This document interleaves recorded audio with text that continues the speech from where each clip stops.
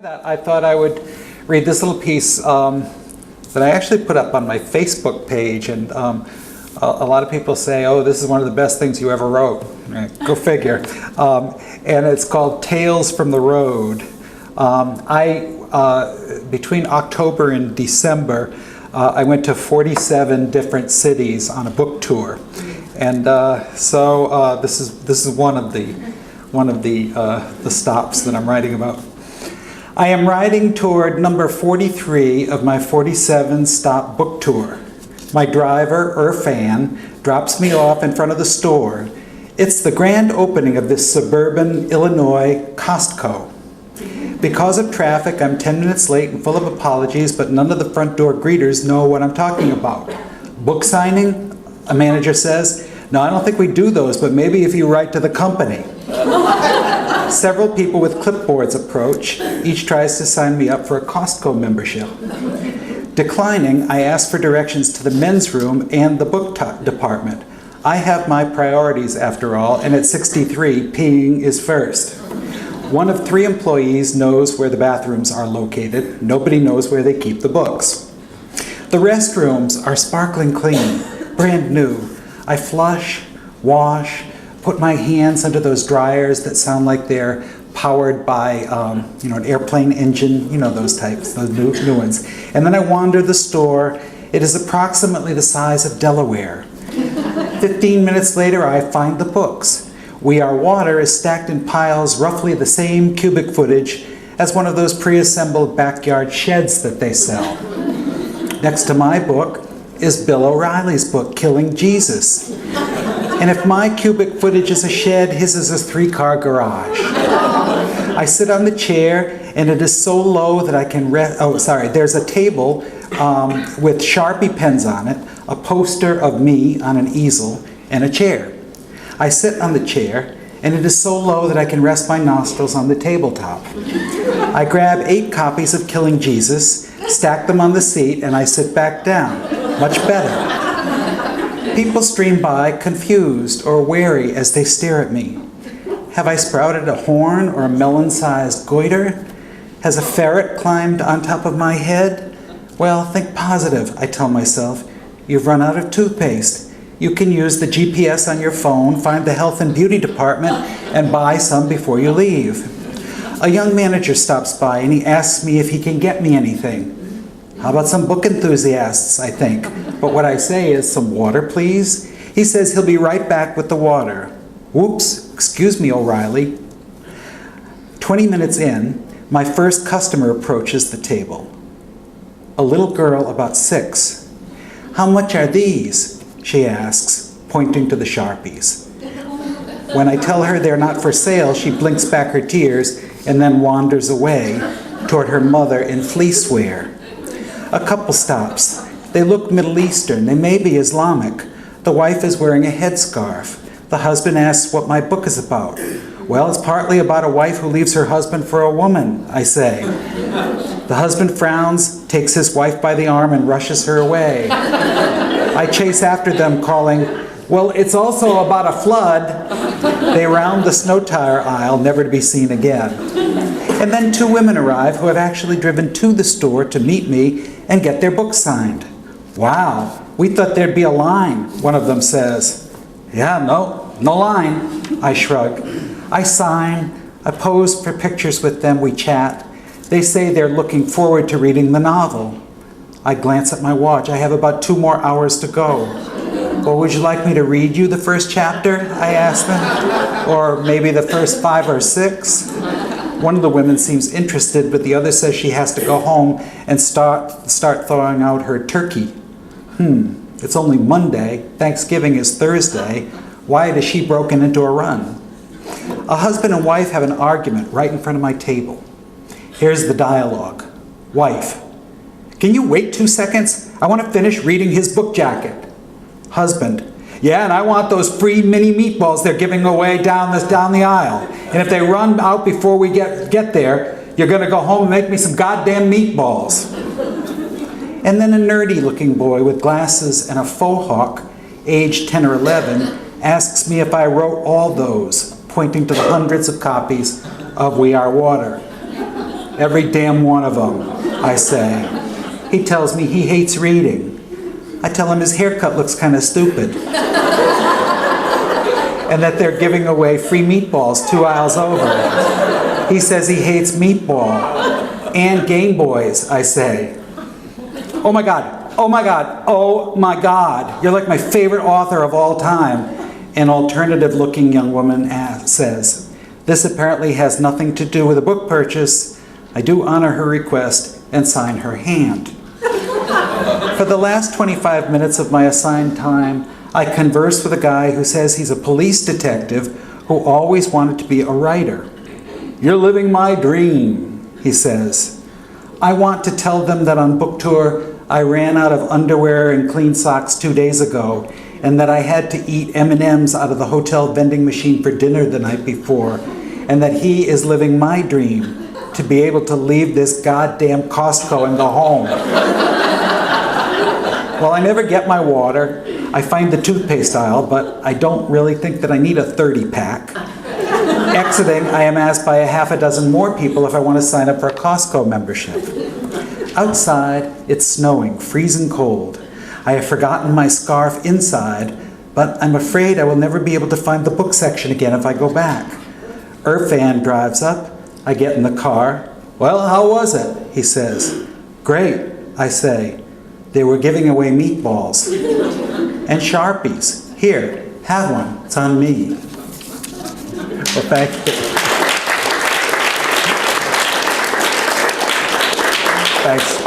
Thanks very much. I'm running a little comic novella right now, and I'm trying to find a way to jam that little piece into it somehow.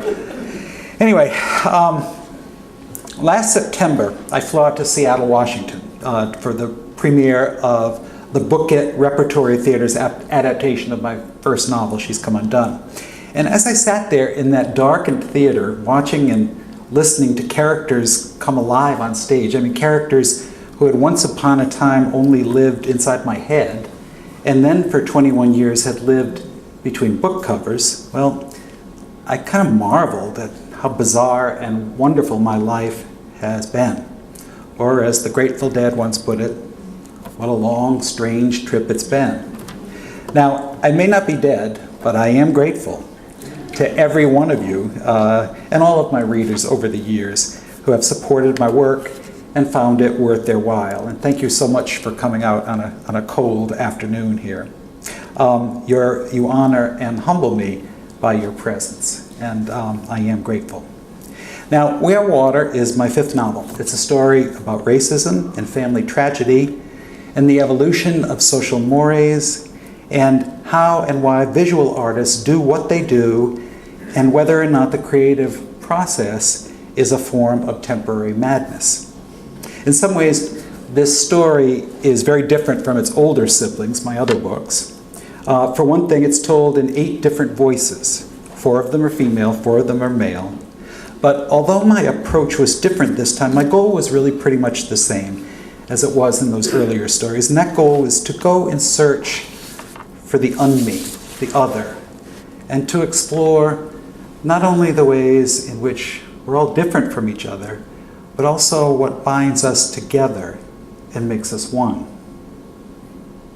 We Are Water is rooted in 2 events that I recall from my childhood in my hometown of Norwich, Connecticut, where in the 1950s an unschooled African-American artist named Ellis Ruley lived and painted. Sadly, in his own lifetime, Ruley couldn't sell any of his paintings. And although the coroner ruled that his death in 1959 was accidental, Norwich's black community disputed that conclusion. And since his posthumous discovery back in the 1980s, Ellis Ruley's works today are prized by museums and collectors of American folk art. So in my novel, Ellis Ruley is the template for the fictitious character Josephus Jones, a laborer who paints pictures because he can't not paint them. And the other Norwich thread is a devastating flood that occurred in the city in March of 1963, the year that I was 12 years old. A dam holding back a lake at Mohegan Pond in the city's northern section collapsed, and the 6 million gallons of water that rushed downhill took a path of death and destruction, destroyed many of the stores in the downtown area, and 5 people were killed. And I still remember that night very vividly. I can still hear the roar of that water in my ears and the screams of third shift factory workers who were buried alive in the rubble of a factory where they worked. The raging water cut a path about 6 or 7 houses down from our home on McKinley Avenue. And of all the news stories that emerged in the days after the flood, it was the one about the Moody family that affected me the most and still affects me. I want to tell you a little bit about the Moodys. Ron and Honey Moody, that was her nickname, they were a young couple, young parents. They were in their mid-20s. They had 3 little boys. The oldest was 4. They had a 2-year-old, and they had an infant. And what happened was when the dam broke and headed directly toward their way, they received about a 2 or 3 minute advance warning. And so with an upstairs neighbor, a 19-year-old boy, they rushed the kids into the car, and they were going to try to outrun the water. Well, they got in the car, started down the hill, and suddenly this wall of water hit them, and the car, rose from the ground, spun around, and then was flown off a 15-foot retaining wall. Car goes underwater. The family and the neighbor somehow get out, and the father and the 19-year-old neighbor, Tony, decide that they're going to get the kids up in a tree that's higher than the water. And with the help of the mom, they did that, and the mom was handing the little boys up to the 2 men she had just gotten the baby up to them, and she was taken away, and her body was found the next morning in the rubble. There was from that yarn and twine factory that had collapsed. I remember that next day there was brick and string and twine, all sort of in big jumbles with fallen trees and so forth. Anyway, as I said, I remember that so vividly. I was doing a radio, jump forward then from 1963 to 2009. I had just had a little book come out called Wishin' and Hopin', and I had gone back to Norwich to do a radio program. And at the end of the program, that question that many of us writers hate, the interviewer said, "So, what's next for Wally Lamb?" And I didn't want to appear too dopey and say, I don't know. And so I just grabbed something out of thin air and I said, well, maybe I'll write about the flood. Now, if you come from Norwich, you know that the flood is the 1963 flood. Anyway, I was just fudging an answer to say something. But the following week, I get a call from a woman named Norma Kasuba. I didn't know her. And she said, you're writing about the flood, I heard. And I said, yeah. And she said, well, you talked about those 3 little boys. They're my cousins, Tom, Jimmy, and Sean Moody. And all of a sudden the light went on in my head because Sean Moody had been one of my students when I taught high school in Norwich. And she said, Tom, the oldest, the 4-year-old, has been obsessing his whole life to try to get the details. He's the only one that remembers his mom, and he is the only one that remembers some of the details of the flood. He does remember going underwater. He remembers being up in the tree and looking down at the water and feeling more excited than scared until he heard his little brother, Jimmy, screaming and crying, and then that's when he kind of figured out, ooh, there's something terrible going on.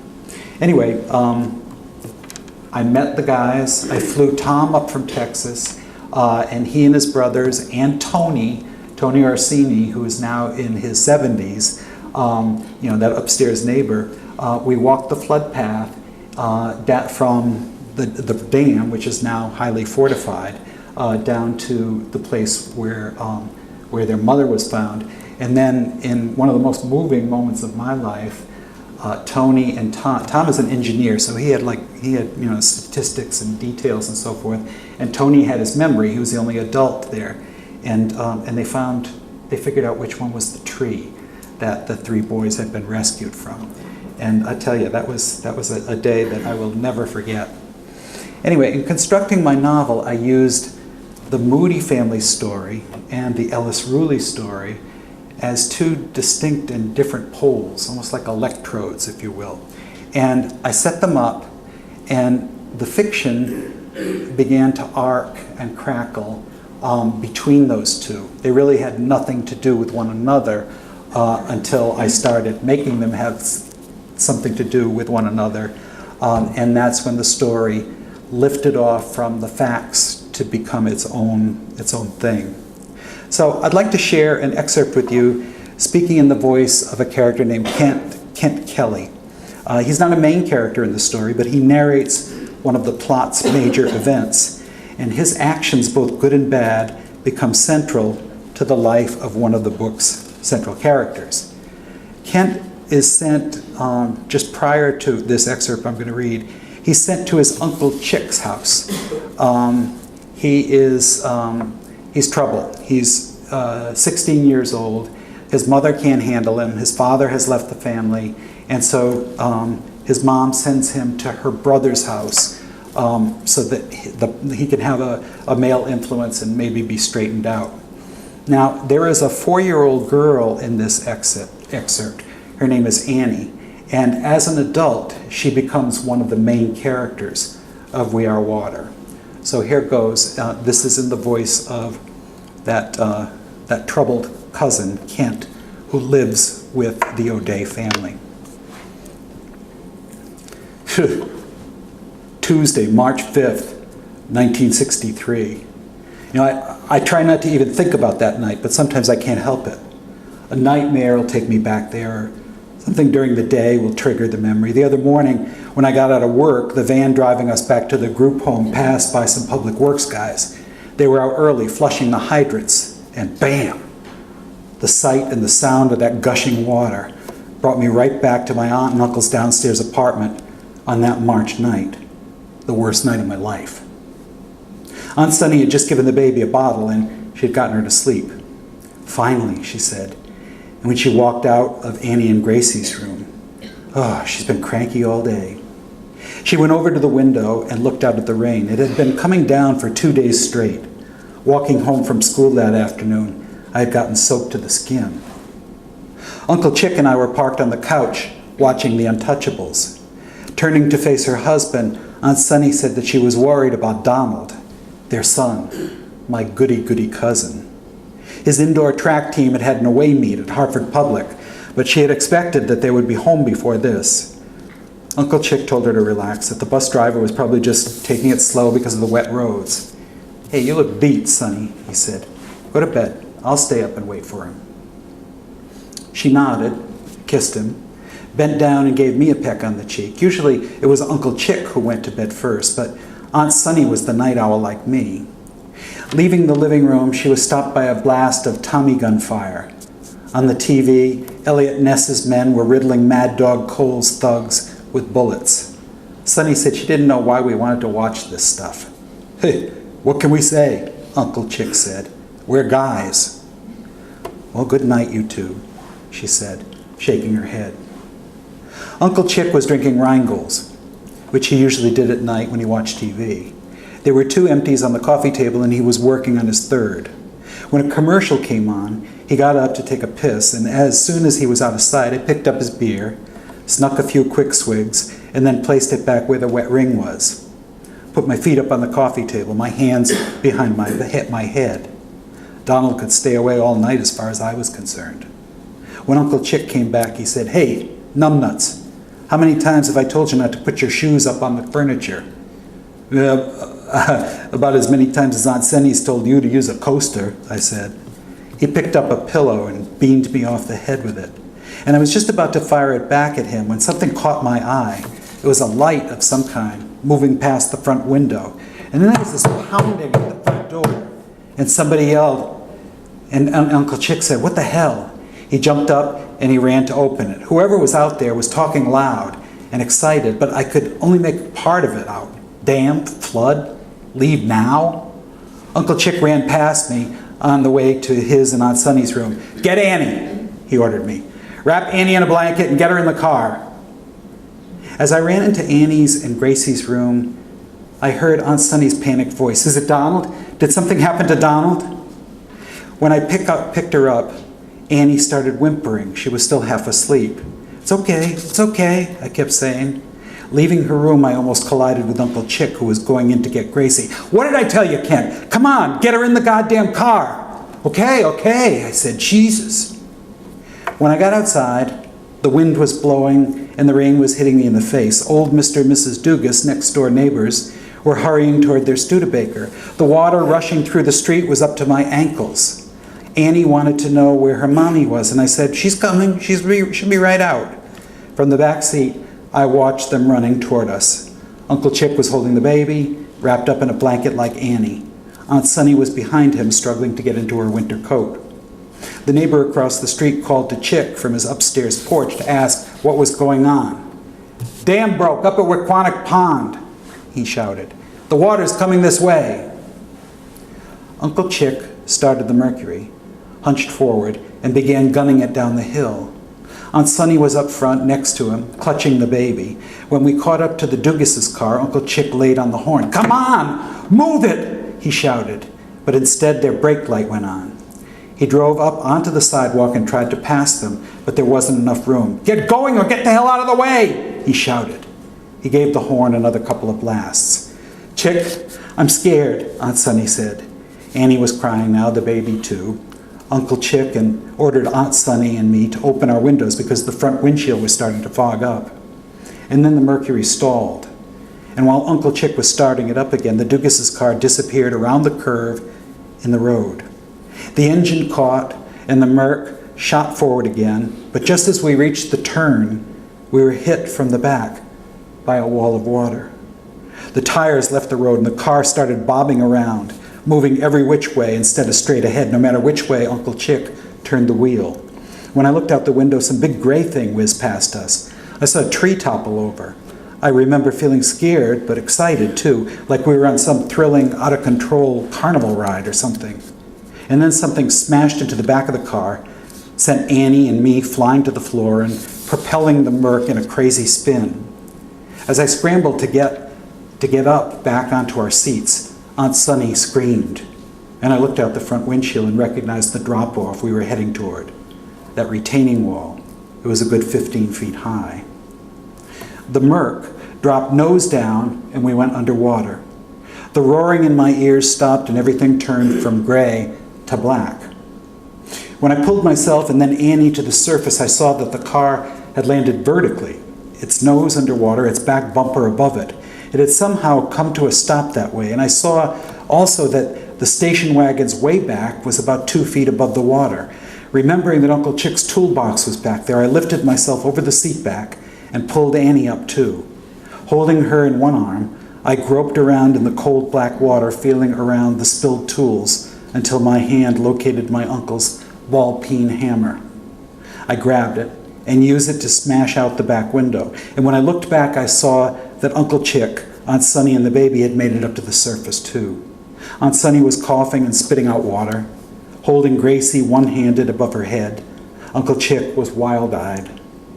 As my eyes adjusted to the dark, I could see that the Mercury's back bumper was leaning against a long, low building of some kind. If I could climb out and onto the bumper without having the car move forward, the roof would be in reaching distance. "I'm going to climb up there, and then I'm going to pull you guys up," I called back. "What? What did you say?" Chick said. The roar of the water rushing past us was deafening. I repeated what I'd said, shouting it this time. "Climb up where?" Chick shouted back. "Onto a roof. The car is leaning against a building. I think I can reach the roof." "Save Annie," Aunt Sunny pleaded. My hands were wet and shaking from the icy cold, but the pebbly roof shingles gave me some grip. And on my second try, I managed to hoist myself up and swing one leg over and onto the roof, and then the other. Leaning as far as I dared over the edge, I reached down and coaxed Annie up onto the bumper. Her little fingers curled around mine, and I pulled her up one-handed. "I got her!" I shouted. "She's up here on the roof!" Somehow, Uncle Chick managed to climb out of the back window and onto the bumper with the baby tucked under his arm. He handed her up to me, grabbed onto the edge of the roof, and then pulled himself up. "Come on, Sonny," he shouted, turning back to his wife. "Climb out as best you can onto the bumper, and I'll take it from there." She tried once, twice. "I can't do it," she screamed. She was panic-stricken. "Yes, you can. I know you can, son." I figured her soaked winter coat was weighing her down. "Aunt Sonny," I shouted, "take your coat off." "What? I can't hear you." I shouted it again as loud as I could. Well, she heard me that time because I could see her one trembling hand fiddle with the buttons while she held onto the seat back with the other.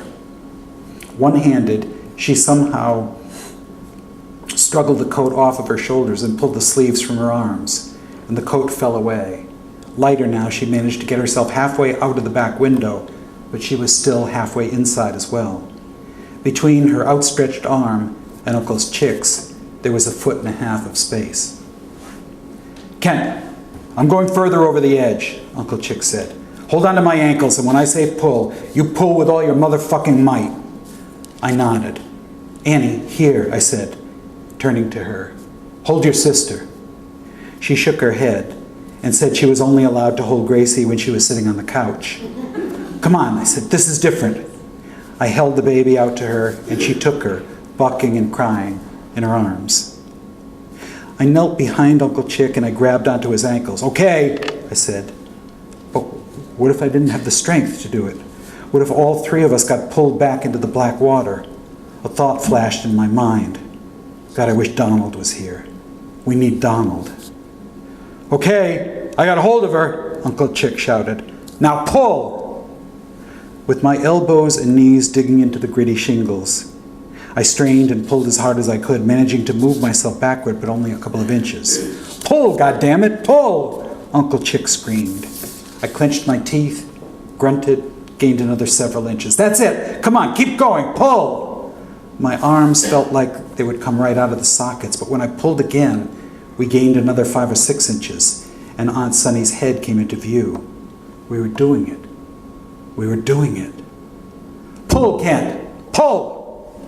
And as I pulled, I felt the roof begin to give way under me. Uncle Chick's body slipped forward instead of backward, and Aunt Sonny's head disappeared again.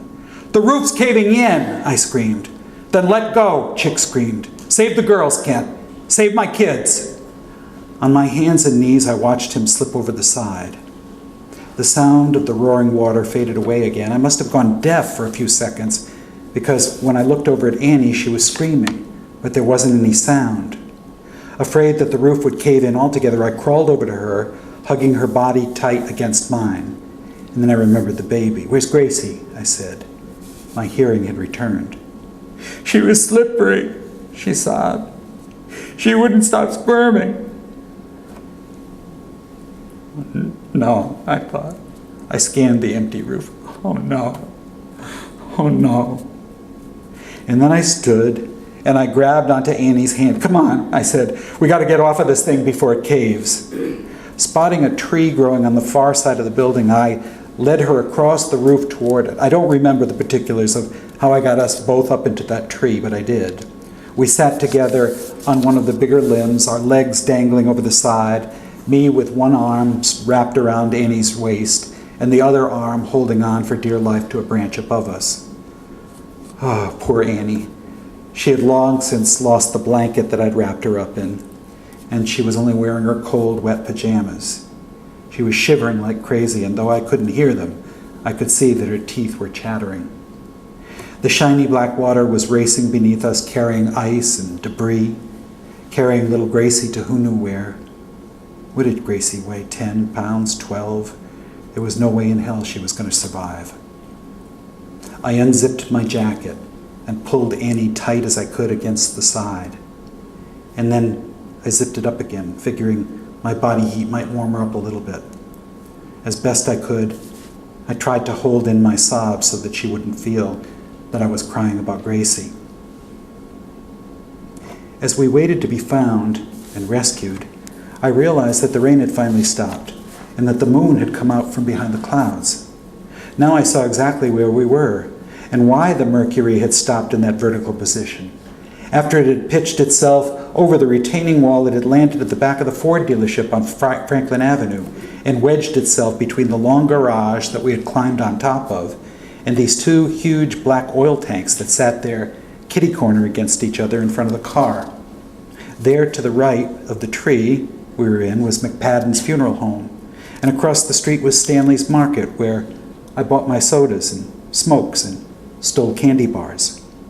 To the left were the grinder shop, the laundromat, the dry cleaners, where 2 days before I had picked up that long winter coat that Aunt Sunny had worn and later had to shed after it got waterlogged. Just a little ways down the street was the Shamrock Barber Shop, where my Uncle Chick worked. I found myself wondering if that mynah bird they kept in the shop had survived the flood. Annie reached up and she tapped me on the shoulder. She said something I couldn't hear over the noise of the water. "What?" I said. "Say it louder." She wanted to know if the cops were going to make her go to jail because she had dropped her sister. I thought long and hard. And then I said, "You didn't drop her. I dropped her. You got that?" She looked up at me, confused. "I had her in my jacket, but then she slipped out while we were climbing into this tree." "No, she didn't," she said. "Yes, she did. And I don't want you telling anyone she didn't. All right?" We stared at each other for the next several seconds. "All right," she said.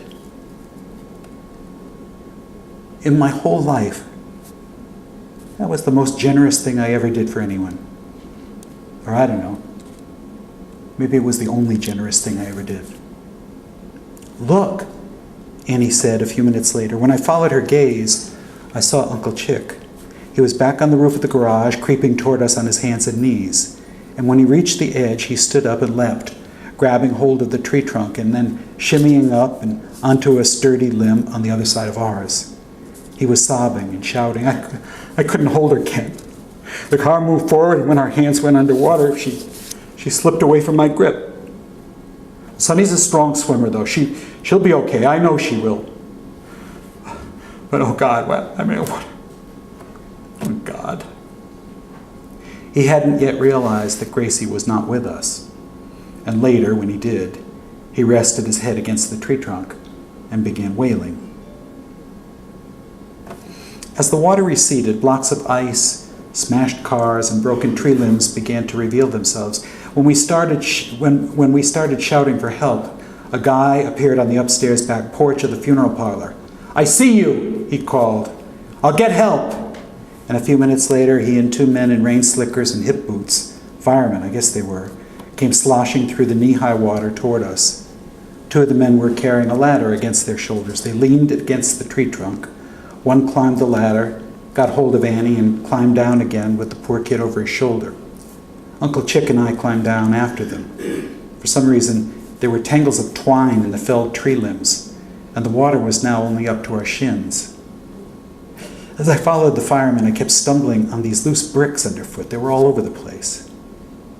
An ambulance took Annie and me to the hospital, where two nurses treated us for exposure, removing our wet clothes and wrapping us in heated blankets. Another nurse used a rubber squeeze bulb to suck dirty water and mucus from our throats and nostrils. They made us put on these hospital nightgown things, and they told us we had to stay there overnight for observation. Well, at first they were going to separate us, but Annie was too scared to let me out of her sight. So they put us in the same two-bedroom. And when Annie asked the nurses where her mommy was, they gave each other funny looks and then said only that people were looking for her. I'm going to jump ahead a little bit. I'm going to summarize a couple of pages. At around midnight, Kent's cousin Donald, Mr. Goody-Goody, enters his hospital room. And he tells Kent that his father, Uncle Chick, has been taken to the hospital also and is in a state of shock. Kent tells Donald that his mother and baby sister have drowned in the flood. And then he pushes over in bed, and Donald gets in with him. Kent holds him as his cousin clings to him and cries. In the wake of the tragedy, the funerals, and the need for life to go on despite what's just happened, Uncle Chick starts drinking heavily, and Donald deals with his grief by not dealing with it, making himself so busy with school and sports and extracurricular activities that he is mostly absent from this house of pain. Kent's mother drives to the O'Day's house to reclaim her son and take him back home because her brother has enough on his plate, she says, without having to worry about him too. But little Annie throws a tantrum when she hears that she is about to lose another member of her family. And so Chick tells his sister that Kent is no trouble and that, in fact, he's a big help with Annie. And so Kent's mother drives home by herself and Kent stays on. And here again, to finish off, is Kent's voice. So in the weeks that followed, Donald got busier than ever. He didn't even come home for supper half the time. It was just his way of coping, I figured. Uncle Chick coped by moving on from beer to the hard stuff, and then he started going down to the Silver Rail after work instead of coming home. Coming home, reeling, stumbling drunk, and crashing onto the couch instead of his and Aunt Sunny's bed. So it was me and Annie in the house a lot of the time, just the two of us. And that was when I started touching her in ways that I wasn't supposed to. I didn't really know why I was doing it. All I knew was that Aunt Sunny's death made me angry and sad. And then my little cousin and I shared a secret that her baby sister had died because of her, not me. I had told that lie to protect Annie, but now I began using it against her. The better part of me knew that it was wrong. But the better part of me didn't seem to be in charge when we were by ourselves, which was plenty of the time. It was like my hands had a mind of their own. And on that happy note, I'll stop.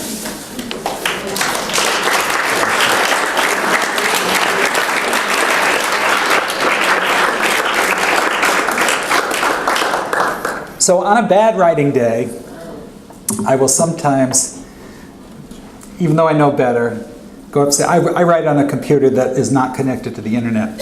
I write down in the basement of our home, and I'll climb 2 flights of stairs on a bad day, and get on the internet. And sometimes I will check Amazon.com. I don't care about the sales numbers. But I do get curious about those anonymous reviews that people do and the number of stars they give.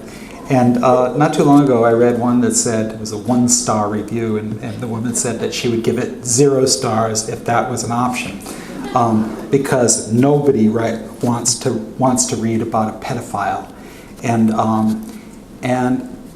I sort of framed an answer in my head. She was very angry that I had taken up that subject matter. And, it's like, first of all, I didn't think she could speak for everybody. And secondly, I wanted to tell her, meaning no disrespect, that her comfort level couldn't be my priority. That I had to go where the story and where the characters took me. I don't write with an outline. I would love to be able to do it. I think I could write books faster, but it just doesn't work that way for me. So I create these characters that I worry about, and then I speak in their voices, and then I see where they're going to take me. And I have to do that. I can't really censor myself or worry about what readers might object to, because if that happened, I would be dead in the water. So I know this subject matter is painful. It was really creepy because Kent gets creepier, and it was really kind of scary, and it was hard to write in his chapters. He has, I think, 2 or 3 chapters in the book from his voice, and then he comes in toward the end of the book. I work, as Lucy said, I work with incarcerated women. And there is a high correlation between women who are in prison and women who have been incested as children. And I've been on the receiving end of a lot of those sort of confessional reflections. You know, how and why Uncle Sammy or Grandpa or Dad did what they did. And so when I was writing this, you know, I knew the perp's modus operandi, so to speak, but I didn't know. I couldn't get, or I wanted to get in his head, and I also didn't want to get in his head. But I went there anyway, and I learned things. Probably the most thing that was reinforced, the thing that was reinforced the most for me was the toxicity, how toxic those secrets can be if they remain inside the victim and curdle their lives. When I was out on that book tour, one of my stops was to the Diane Rehm show, you know, the NPR interviewer. And when we had callers, a woman called in to say that she had read the book and she was glad I took up that subject. And then she said something that made it so much more vivid to me. She said, I've never gotten over the fact that my uncle did what he did to me. But she said, imagine having to live inside your body when your body is the crime scene. And it was like, whew, boy, all of a sudden I got it in a much, you know, in a much more powerful way. Anyway, I can really bring a party down, can't I? So at this point, I'm going to open it. We have time for questions, Lizzie? We got 10 minutes for questions. Okay, all right. Somebody always has to be the brave one to ask the first question. There she is. Where is it in the story that this incident happens? Where? It happens. The story starts with a middle-aged ex-husband and ex-wife. She is leaving her husband, who is a university psychologist, for a woman. She's an artist and has moved pretty much to New York to be as part of the art scene. And she has fallen in love with the gallery owner who has made her an art star in the market. And so she leaves Orion, her husband, and the beginning chapters are they're in tandem. One chapter from the wife, one from the husband, go back and forth and back and forth. And Annie, the little girl in the excerpt I just read, is that middle-aged woman. So that's the contemporary story. And then this goes back, many years. And it's an episode that appears, I think, at about the 2/3 mark. So you know that something terrible has happened to Annie. You know that she is, a lot of her activity and a lot of her art, her angry art, is in response to this thing. Not only the molestation, but also the secret keeping, which is just as damaging, if not more. And so it all is going to come out. But Kent is the one. He's the character who I thought he's the only adult who survived. The father has died of drink at this point. Mother's dead, and so it's in his voice, his narration, what happened that night, and that sort of bargain that he made with his little cousin who was too young to know it all. Anything else? Can I ask just an anecdote? Yeah, please. So a few years ago, you were speaking at Real Art Ways. Uh-huh. So I read She's Come Undone in anticipation of hearing you speak. And I got out of my writing group, it was on Monday, and I put my satchel over my shoulder, and I started to walk into Manchester Community College, and I said to myself, now Doreen, even Dolores Price got her life together. And then I thought, oh God, Dolores Price was fiction. That was that vivid that I thought I was comparing myself to Dolores Price. Well, thank you. That's a wonderful compliment. When that book was first published, way back in 1992, My editor gave a copy to her mother, and her mother read it, and then she called her up, and she said, "Hey, I want to meet Dolores." And she said, "Oh, you mean Wally?" And the mother said, "No, I don't want to meet him. I want to meet Dolores." So yeah, she's chugged along there for over 20 years now. And that story, and I know this much is true. The second novel, they were both bought by the movies, and they have been movie projects forever and ever. Nothing made, so that we can go and watch all those crappy movies that they actually greenlight. Yeah, so they're maybe you'll see her on the screen someday, maybe not. Thank you, Darlene. Is it? Doreen. Doreen. Okay, I knew it was one of those Musketeers, but I wasn't sure. Anybody else? Yes, sir. This is going to sound like Oh, a yeah, weird yeah. question. Yeah. What do you read when you're writing? I try not to read novels. I stay away from novels because I don't want to get other voices inside my head. I'm a big magazine reader. I read the New Yorker from cover to cover all the time. I read, I'm embarrassed to say that I read, People and Entertainment Weekly and all those things. If my intellectual friends come over, I sort of like shove them under the couch quickly. I can read short stories for some reason. I can read nonfiction, but then I catch up to novels between books. So that's pretty cool. Yeah.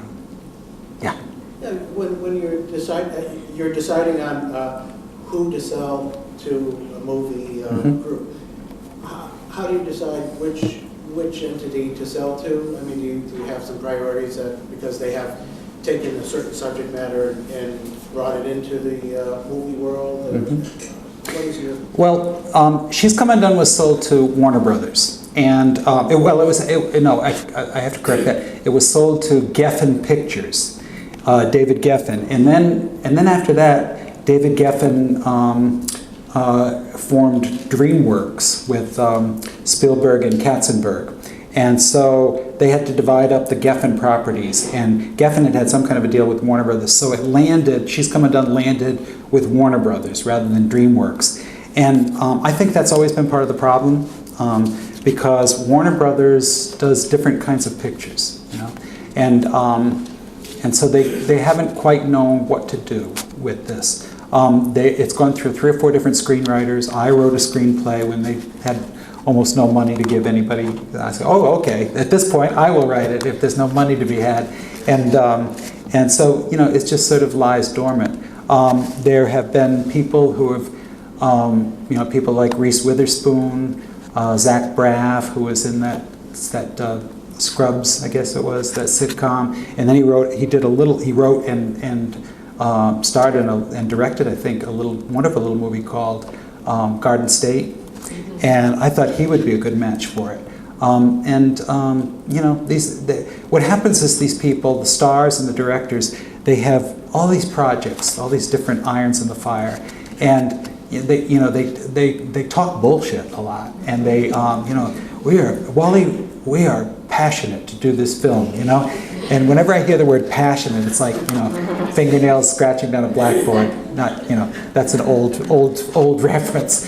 You younger people probably know what that sounds like, but it's not charming. Anyway, so now to give you a more recent example. Last week I drove up to Ryan's Deli up there in Vernon, and I had a meeting with somebody, a young producer, who is excited about my little funny book called Wishin' and Hopin', and he wants to turn it into a Lifetime TV movie, which would play this coming Christmas. And my dilemma is that he seemed very excited, and nothing much has ever happened for me at the movies. I've been waiting and waiting and waiting for all these years. But my agent's advice is not to take this deal because it's not much money, for one thing. But secondly, she doesn't want me to tarnish my image, right, as a serious writer. So it's like, come on, what's so funny? But I think it would be fun to see something made. So I may go with it despite my agent's advice. What do you think? Yes. Yeah, some people think not. Yes, ma'am. So you mentioned that for this book you were really inspired by things that happened in your hometown. And and I know that in past books you've used Connecticut Mhm. as a setting, Mhm. does your inspiration come a lot from your daily life, or just things that you read, or not your daily life, but your town? No, when I travel around the country or, abroad, you say Connecticut and people assume Western Connecticut, where, people join the country club and send their kids to prep school and all that kind of stuff. And I come from Eastern Connecticut, and we are way different. We root for the Sox and instead of the Yankees, and we bowl instead of playing, I don't know. And I guess the thing that I've said before is we're more liverwurst than pate, and so that's my Connecticut, and those are my people. Not only because I grew up there, but also because I taught there for 25 years. We drop our R's and, use the word wicked as an adverb in every other sentence and all that kind of stuff. And so, and that's just sort of natural to write about that. I created a fictional version of my hometown Norwich, but I feel liberated to throw a little New London in, sometimes a little Hartford, Willimantic, where we used to live, and I call this town Three Rivers, Connecticut, and I've set, I think, 3 novels there. And this little book that I'm working on now, it's a sequel to Wishing and Hoping, and that's going to be there too. I think we can take one more question, and then after that, people can ask questions when they're in line to buy books. Oh, that'd be great. Yeah. And you, I'll talk to private. Okay. You've probably answered this question many times, but can you talk a little bit about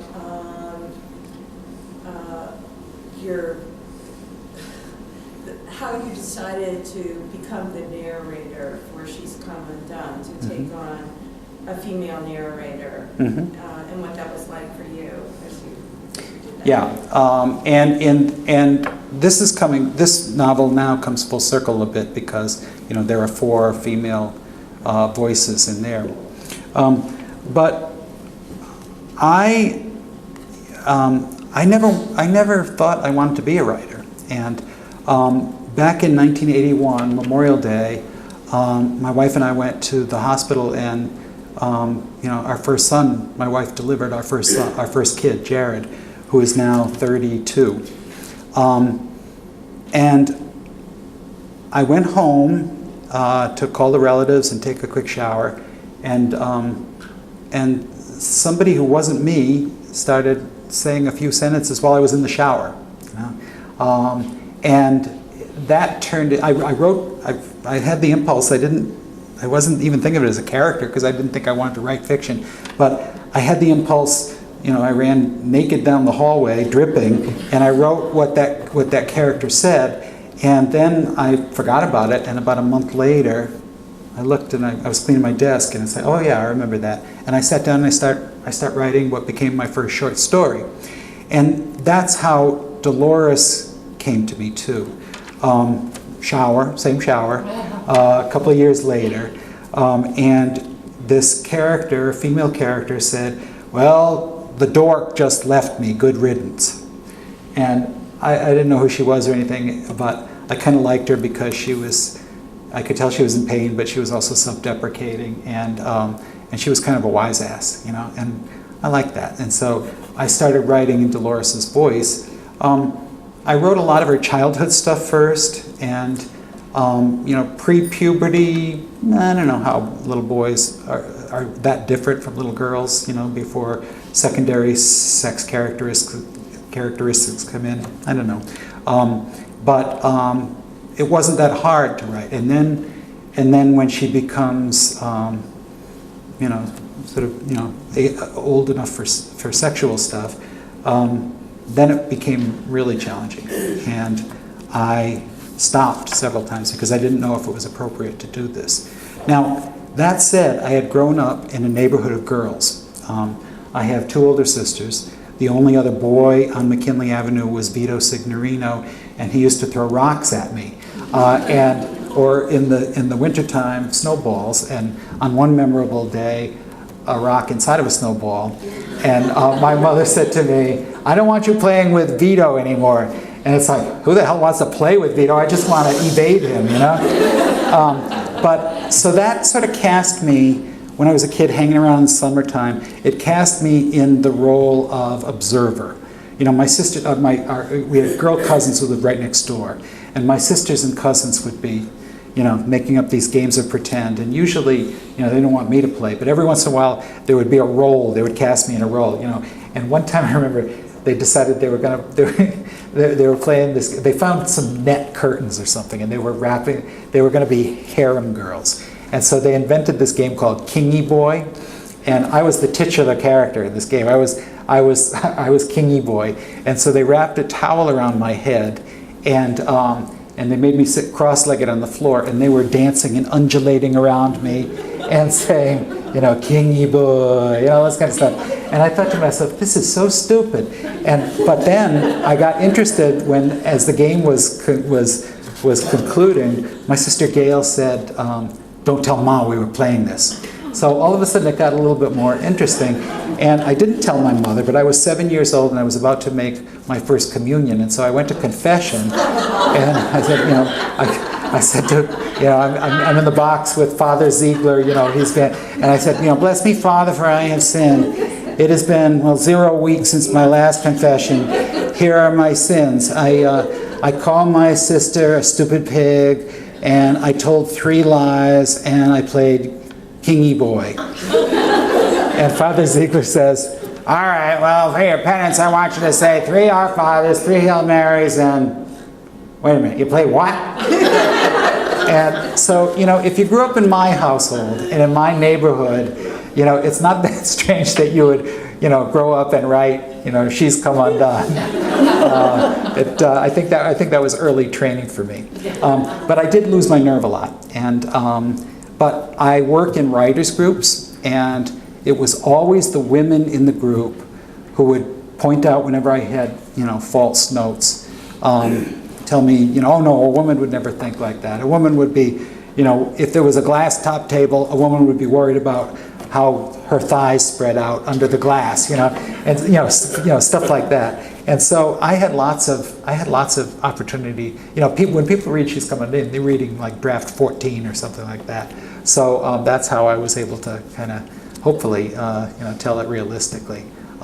When that book was about to be published, this guy, he was the publisher at Simon Schuster, and he brings me to his office and he said, "Are you ready for this?"